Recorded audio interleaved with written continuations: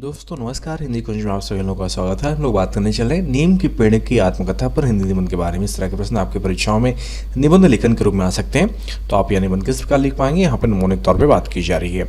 यदि आप हिंदी कुंज चैनल में पहली बार आ रहे हैं तो यूट्यूब पर हिंदी कुंज चैनल को सब्सक्राइब कर लें, ताकि आपको हिंदी भाषा साहित्य की उपयोगी जानकारी प्राप्त होती रहे। तो शुरुआत करते हैं नीम के पेड़ की आत्मकथा।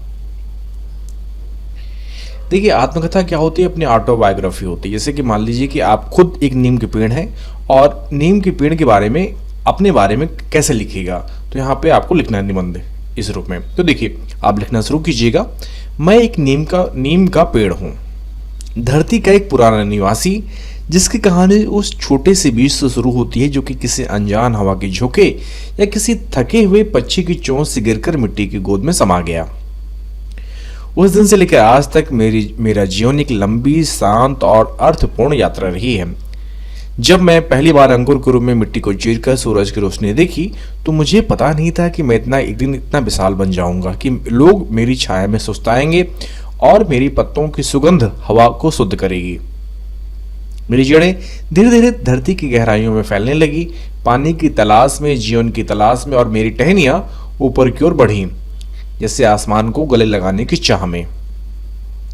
मेरे जीवन का हर दिन प्रकृति के साथ एक अनोखा रिश्ता है। सुबह होती है तो सूरज की पहली किरण मेरे पत्तों पर पड़ती है और मैं उस गर्माहट को सोख लेता हूँ। दोपहर में जब सूरज अपने पूरे शबाब पर होता है तो मेरी घनी छाया राहगीरों को ठंडक देती है। कोई थका हुआ किसान, कोई स्कूल से लौटता बच्चा, कोई बुजुर्ग मेरे नीचे बैठकर सांस लेता है और मुझे लगता है कि मेरा होना सार्थक है। बारिश का मौसम मेरे लिए उत्सव की तरह होता है। जब आसमान से पानी की बूंदें मेरे पत्तों पर गिरती हैं तो मेरे तनों से होती हुई जड़ों तक पहुंचती है और मैं तृप्त हो जाता हूं। उस पानी से मेरे नए पत्ते जन्म लेते हैं, पुराने पत्ते धीरे धीरे झड़ जाते हैं और यह चक्र मुझे जीवन की निरंतरता का एहसास कराता है। सर्दियां आती हैं तो कोहरा मेरे चारों ओर एक सफेद चादर बिछा देता है और मैं उस ठंड में भी खड़ा रहता हूँ, मौन लेकिन अडिग। मेरे आसपास का जीवन मेरे लिए एक जीवंत कहानी की तरह है। सुबह सुबह चिड़ियां मेरी डालियों पर चहचहाती हैं, वे मेरे पत्तों और टहनियों से अपने छोटे छोटे घोंसले बनाती हैं और जब उनके बच्चे पहली बार उड़ने की कोशिश करते हैं तो मैं उनकी नन्ही कोशिशों को देखता हूँ। गिलहरियां मेरे तने पर तेजी से दौड़ती हैं और कभी मेरे पत्तों के बीच छिप जाती हैं तो कभी मेरी छाल पर अपने दांत आजमाती हैं। बच्चे मेरे नीचे खेलते हैं तो कभी मेरी निचली शाखाओं पर झूलने की कोशिश करते हैं और उनकी हंसी मेरे मौन को तोड़ती है। इंसान मेरे पास आते हैं, मेरे पत्तों को तोड़ते हैं और मेरी छाल को छीलते हैं, मेरी टहनियों को काटते हैं। वैसा इसलिए करते हैं क्योंकि वे जानते हैं कि मेरे भीतर औषधि छिपी है। मेरी पत्ते बुखार को ठीक करते हैं, मेरी छाल घावों को भरती है और मेरी टहनियां दांतों को मजबूत बनाती हैं। मेरे पत्ते बुखार को ठीक करते हैं, मेरी छाल घावों को भरती है, मेरी टहनियां दांतों को मजबूत बनाती हैं। मैं उन्हें कभी नहीं रोकता क्योंकि मेरा जन्म ही देना सिखाता है। मैंने कई बदलाव देखे, मेरे सामने गांव बसते देखे, लोग आते जाते देखे। कभी मेरे पास एक छोटी सी कुटिया थी जो अब एक पक्के मकान में बदल गई है। कभी मेरे नीचे बैलगाड़ियां रुकती थी तो अब मोटर गाड़ियां खड़ी होती हैं। समय बदलता गया लेकिन मैं वही रहा, स्थिर, शांत और संयमित।